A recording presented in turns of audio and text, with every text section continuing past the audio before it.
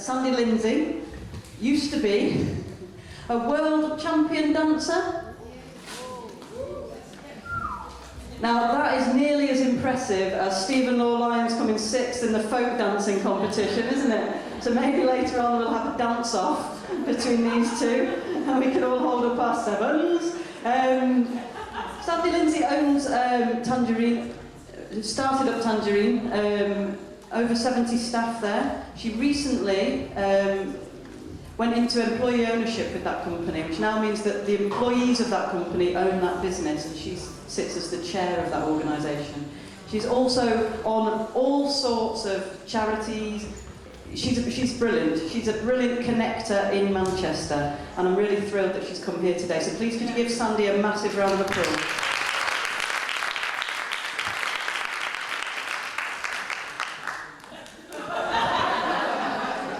That's not embarrassing at all, is it? Good job I didn't wear this frock. That would have been embarrassing. Hi everyone. Now I was going to do pretty much what Claire Marie's just done. So yeah, thanks for that, Claire. So I can either do that and do a bit about not LED roles and connecting in Manchester, or I can turn over my card and do the top 5 things I've learned over 20 years of running my own business. Or I do both. Yeah, I thought you would say that. Okay. Right, who here has ever had the Sunday evening stomachache? Yeah? Oh my word, I do not want to go to work tomorrow. Some people call it the Sunday doom. I had the Sunday doom 20 years ago. I was working in a massive PR company, and I suddenly thought, I don't want to go to work tomorrow. Basically, it was down to the fact that my business, the company I was working at the time, had been bought by a venture capitalist. And anybody who's ever worked in a business that was bought by a venture capitalist, Steve's nodding, will know it changes things. It went from being a brilliant place to work to being an absolutely awful place to work overnight. It went to the sort of place that said things like, how much more money can we screw out of this client? How many more hours can we get this team over here to work so we don't have to replace that person who's just left through exhaustion? And I could not work that way. I hated working that way. So I sat down with my boss and talked myself out of a job. Oops. And I was told the problem with me, was that I had too strong a moral streak. Okay. I was offered redundancy, and all of my friends and family were saying, it's fantastic. You can start your own business. And I said a word to them that I won't repeat here. Why would I do something as stupid as starting my own business? Never want to start my own business. My family doesn't do that. My family works with other people. But the more people tell you you can do something, the more you start to believe it. Coupled with this hideous moral streak I just discovered in myself, I started to think, well, actually, maybe the only thing I can do is start my own business and prove to myself that it is possible to run a business that's both ethical and profitable. The mark of a successful business is profit. I get it. That's what everybody thinks. But I didn't then, still don't to this day believe that you have to choose between ethics and profit. I think you do both. What you do is you do brilliant work, you treat people properly, and that's every people properly, and the money naturally follows. And I was told by lots and lots of people, mainly men, sorry Steve, if you can't run a business like that, you're being naive. You're acting like Pollyanna. You can't do it, you can't do it, 20 years ago. And now run a business that employs more than 70 people, makes a steady profit of 20+%, and has never once gone against its ethics. Now, our ethics are very simple. They're about the way we treat people, honesty, courtesy, respect. That's it, very, very simple. Do great work, treat people properly. So what I found, to my absolute joy, is that when you run a business for yourself, what's different about running your own business and then working for other people is you can do it your own way. I know that sounds obvious, but I didn't realise that. And doing it our own way has been about, again, the way we've acted. And we've always acted in a way that is about inclusivity. It's about getting involved. All the stuff that Claire Marie was just talking about, getting involved with stuff. When you see something broken, why can't we fix it? Because the power of the business is you have employees, you have money, you have power, you have influence. And that's what's been absolutely eye-openingly joyous for me, running my own business. I can do that. So we've always done it. We've always done job creation programs. We've always got involved with charities. We've always had a charity of the year, all the obvious stuff. And what I've learned is that some of the best, as 20 years on, as Claire mentioned, I put my business into employee ownership 2 years ago. But even before then, I was starting to step back from the front end, because what I found was after 15-ish years of running a business, I couldn't kind of focus anymore. I'd lost my attention to detail. So I brought in a couple of MDs to run the business day to day. It meant I could step back, start doing the stuff that I really enjoy doing. Sort of getting involved. I suppose I'm a professional busybody.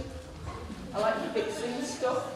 I see something broken, homelessness, skills, all those kind of things, and I want to fix them. And having a network and having influence means you can. It means you can fix things. And these things don't happen by accident in a network. It takes a lot of time and energy. You have to go to a lot of these events in your own time. You have to meet a lot of people. You have to kiss a lot of frogs. But sometimes you meet your prince when you're kissing frogs. And actually, some of the people I've met networking have been the most important people in my life. And some of the things, I have to say, probably every single thing that is the best thing in my life, either professional or personally, has happened as an indirect or direct, accidental consequence of doing something good. It really, really genuinely has. All that stuff that Claire was saying, it really does impact on your own life. It not only has an impact on the world around you and your community, your local community, your national, whatever it is you get involved with, it impacts on your own life as well. It genuinely, genuinely does, and it's been a complete shock for me that that's the case. So that's kind of the doing stuff. So, and you might be sitting there, as Claire Marie said, saying, well, why would anybody want me on a committee? Why would anybody want me to do things? They absolutely and utterly do need you on these groups of people. Because every time, more often than not, still today, you walk into a room where there's a committee, it's white, male, largely, middle-aged. That's not what I'm seeing in this room. I need your faces in these rooms. You will make an impact because you'll have a different experience. The reason I make a difference is because I come from a different background. I grew up in a really awful council estate, went to a really dreadful school, but I had brilliant parents. Same Steve, my parents gave me belief in myself. So, you know, we need you, we need your voices on these groups. So Andy Burnham is always looking for people to sit on his committees. All these groups are full of white people in rooms. That's not good enough. That's not representative of you and your communities. But the only way that's going to change is if you get into these rooms. So if you're interested in that, please come talk to me afterwards and I'll give you a card and we can talk. Because there's so many of these groups that need your representation. So, I'll come back to that. The other bit, my 5 top tips. You ready? Yes. Okay. First one is all the people. Surround yourself with people, brilliant people. It's always the same, whether they're mentors, like Claire Marie was saying, or within your own business. You are, one of the first pieces of business advice I was given actually was buy the most expensive people you can afford. What that means is, if you're choosing between 2 people and one of them say 30 grand and one of them is 40 grand, try and go for 40 grand if you possibly can. There's a reason that person will be slightly more expensive, because they're better. If you surround yourself with very, very good people, you cannot fail. You also have to let them do the job. So don't be a control freak. That's the first one. The second one is the 2 sayings, two of my favourite sayings. The first one is, a comfort zone is a beautiful place, but nothing ever grows there. And similarly, everything you've ever really wanted is just on the other side of fear.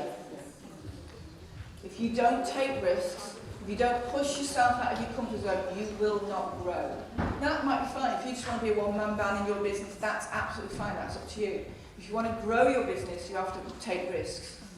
And you have to get good at failing. I'm brilliant at failing. Seriously, I lecture at university about failing. That's how good I am at it. I'm exceptional. And a young person actually said to me, you win or you learn. You don't lose, you win or you learn. So just try lots of new things. You will not get every one of them right. I've got so many things wrong in my business. But what you do is you get them wrong, you sit down and say, what went wrong, how do we make sure it never happens again? Create a culture of failure in some ways, because actually if you have a culture where people are frightened to fail, they won't be taking risks either. And also, if they get things wrong, they'll hide it, which is dangerous. My third one is learning. You need to keep learning. You're all here today, so you already know this. But you cannot ever stop learning. I love learning. I'm very lucky. I genuinely enjoy it.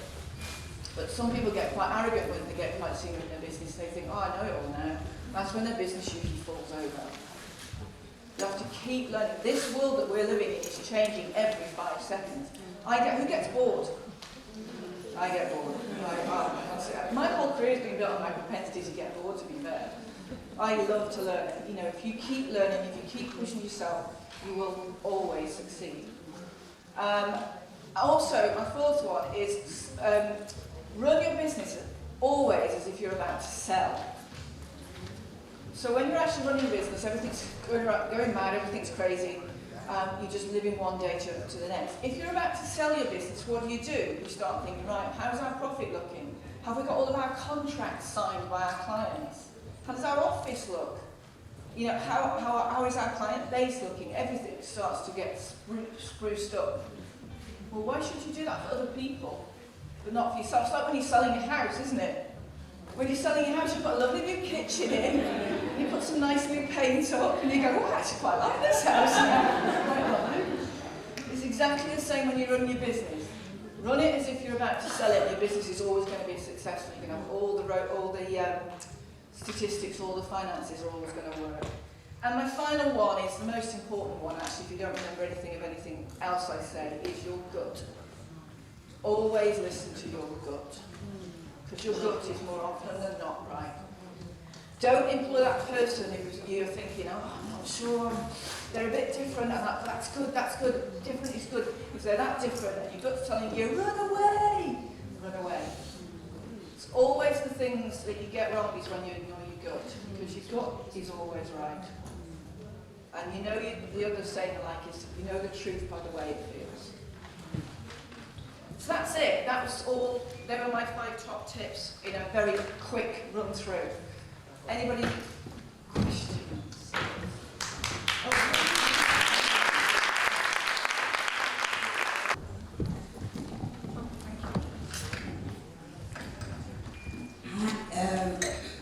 Like Claire said, I'm one of the community activists for years. But what I tend to find for community like ours, we tend to kind of be left at the fringes of what's going on. So a lot of the information, if you ask a lot of people in this room now, a lot of the information that comes through, we don't even hear about it until we see something that's already been made up or mold. And what is or how can we get through to those information at the same time everybody gets it? Because you do have networks who are supposed to actually share that information through to some extent, but I would guess that doesn't happen because a lot of the information we do not get. So how can we then get involved if we don't know what's going on? That happens. It's not just you. I'm sure it happens to you. It's not just you. That happens to everybody as well. I mean, there was a new digital skills strategy that's just been announced. Hello, I run a digital agency. I run a digital marketing apprenticeships program. I'm chair of skills for the Institute of Directors, and I didn't even get consulted on it. So it does happen. It's one of those things, the momentum happens, they forget to tell you. So when something like that happens, what I do is I'll say, excuse me, what? You've just done that and you haven't even spoken to me about it? How did that happen? So the next, it's too late by that stage, but the next time, kick up enough fuss that the next time they wouldn't dare do anything with it without involving you. And it's a case, I'm sorry, it's just a case of keep having to do it over and over, and it happens to everyone, but it is a case of just having to keep pestering. Be that mosquito. Be that mosquito in the room. How dare you create a strategy about that without involving me? That's madness. Do you not know I know all these people that could have helped with that? You have to just keep on, I'm afraid. There's no silver bullet, sadly. Does that help? Just keep on, I'm afraid.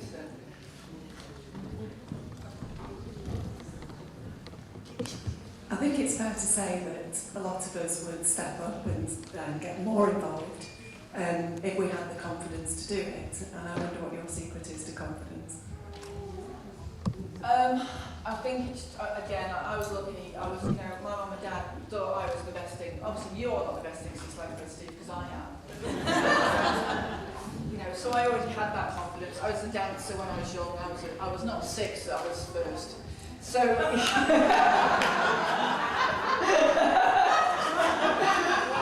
I already had the confidence. But the only way to do it. But saying that though, when I first started the business, I remember being in a room like this, about this size, and I was so terrified to speak that literally my knees were giving way underneath me. That, people say my knees they were literally giving way. I don't remember how I got onto the stage. I don't remember how I got off the stage. I remember sitting down and people going, wow, that was great. I have no idea what I said. And I thought, well, this isn't good because I'm running my own business now. I've got to do this. This is what I've got to do. I've got to raise the profile of the business. I've got to get myself out there. So I made myself a pledge that I would speak at the opening of every envelope. For the next 12 months, I would put myself out and I would speak at really irrelevant things sometimes, just to make myself do it. And the more you do it, the less nervous you get, the more you get better, the more. And now I really love it. I'm a right show off now.